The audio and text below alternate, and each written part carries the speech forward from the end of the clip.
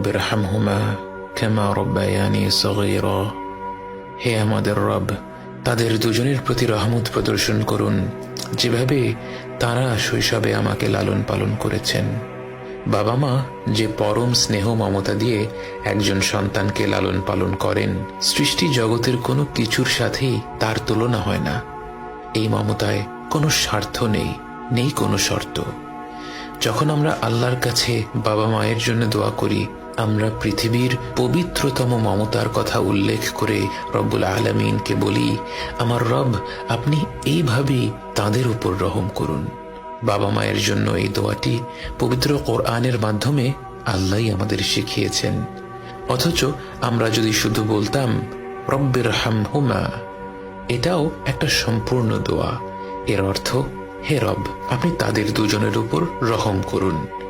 কিন্তু আল্লাহ আমাদের